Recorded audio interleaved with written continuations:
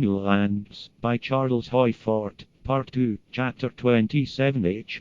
In Law Astronomy, 1886, page 312, Professor Perwas of the College Barcelona quotes two witnesses of a curious phenomenon that occurred in a garden of the college, May 22nd, 1886, cloudless sky, wind fatal.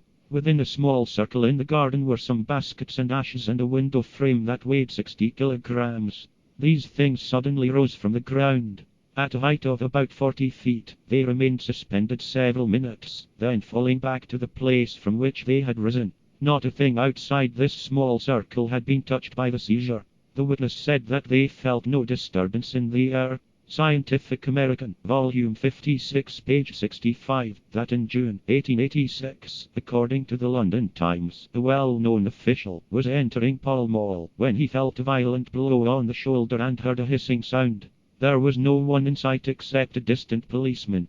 At home, he found that the nap of his coat looked as if a hot wire had been pressed against the cloth in a long, straight line. No missile was found, but it was thought that something of a meteoritic nature had struck him. Charleston News and Courier, November 25, 1886, that, at Edina, Missouri, November 23, a man and his 3 sons were pulling corn on a farm. Nothing is said of meteorologic conditions, and, for all I know, they may have been pulling corn in a violent thunderstorm. Something that is said to have been lightning flashed from the sky. The man was injured slightly, one son killed, the other seriously injured, the third had disappeared. What has become of him is not known, but it is supposed that he was blinded or crazed by the shock, and wandered away.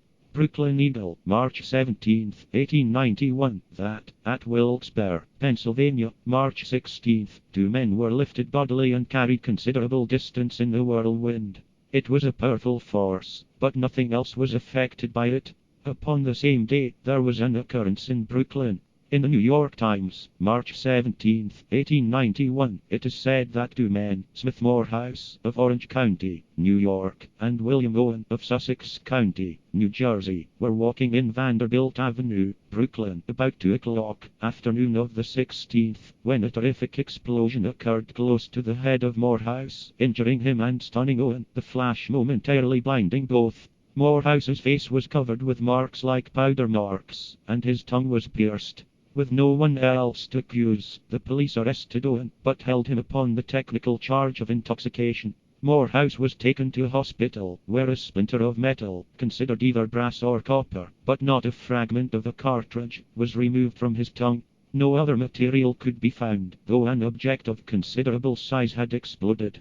Morehouse's hat had been perforated in 6 places by unfiendable substances. According to witnesses, there had been no one within 100 feet of the man. One witness has seen the flash before the explosion, but could not say whether it had been from something falling or not.